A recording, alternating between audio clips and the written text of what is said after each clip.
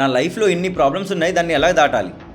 నా లైఫ్లో నాకు నెగటివ్ థాట్స్ ఎక్కువ ఉన్నాయి, లస్ట్ మీద థాట్స్ ఎక్కువ ఉన్నాయి, దాన్ని ఎలా కంట్రోల్ చేసుకోవాలి? నా కోపంని ఎలా కంట్రోల్ చేసుకోవాలి? లైఫ్లో సక్సెస్ఫుల్గా ఎలా అవ్వాలి? నాకు అడిగితే నేను ఎలా చెప్పను? ఈవెన్ నేను చెప్పగలనా కూడా నేను చెప్పింది మీరు పాటించలేరు కదా.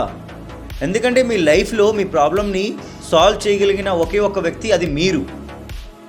బట్ మీరేం చేస్తున్నారు? పక్కనున్నోడిని చూసి జెలస్ అవుతున్నారు. మీరు కదా, దానిలో నేను కూడా ఒక్కండి. ఒకటి సక్సెస్ఫుల్ అయితే వాడిని చూసి మనం జెలస్ అవుతాం. ఒకడికి ఎక్కువ శాలరీ వస్తే, అరే ఆడికి ఎక్కువ శాలరీ వచ్చేస్తుందిరా, ఆడు మంచి ఇల్లు కొనుక్కున్నాడరా, ఆడు కారు కొనుక్కున్నాడరా, వాడు ఫిట్గా ఉన్నాడరా, వాళ్ళు కష్టపడుతున్నారు కాబట్టి వాళ్ళ దగ్గర ఇవన్నీ ఉన్నాయి. మనం ఏం చేస్తున్నాం? ఇంట్లో కూర్చొని రీల్స్ చూసుకుంటున్నాం. అదే రీల్స్ ఫ్రెండ్స్ని షేర్ చేస్తున్నాం, టైం పాస్ చేసుకుంటున్నాం. మన రెస్పాన్సిబిలిటీ నుంచి మనం దూరంగా పారిపోతున్నాం. ఇలాగైతే మనకి ఏం దొరుకుతుంది? ఏమీ దొరకదు. లైఫ్ అక్కడే ఉండిపోద్ది.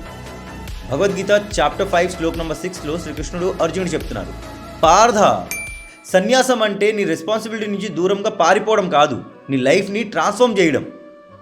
సన్యాసం అంటే నీ లైఫ్లో ఉన్న బాధ, భయం అన్నీ వదిలేసి దేవుడి ధ్యాసలో ఉండిపోవడం.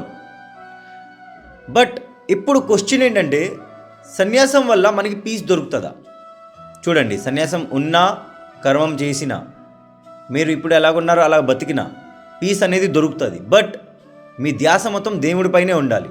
ఫర్ ఎగ్జాంపుల్, ఒక రిషి ఉన్నారు, వాళ్ళు మౌంటైన్స్కి వెళ్ళి మెడిటేషన్ చేస్తున్నారు, 12 years నుంచి చేశారు కూడా.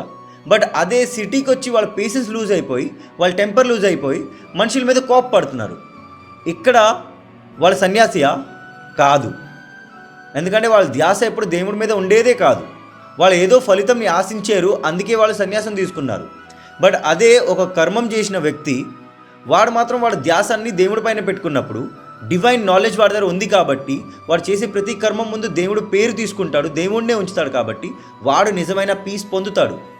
చిన్న చిన్న వాటికి గొడవ పడ్డు, కోప్పడ్డు. మీ మైండ్ని, మీ బ్రెయిన్ని కంట్రోల్ చేసుకోవాలంటే ఫస్ట్ ఆఫ్ ఆల్ దేవుడు ఎవరో తెలుసుకోండి. దేవుడు మీకు ఈ లైఫ్ ఎందుకు ఇచ్చాడో అది తెలుసుకోండి. మీ కర్మాల్ని పాటించండి. టు బి వెరీ ఆనెస్ట్, మనందరం మనకి తెలియకుండా చాలా లేజీగా అయిపోయాం. మనకి అనిపిస్తుంది మనం ఏదైనా చేయగలమని. అనిపిస్తే సరిపోదు పార్దా, చెయ్యాలి. To be very honest, 90% is your mind set, 10% is your కర్మ.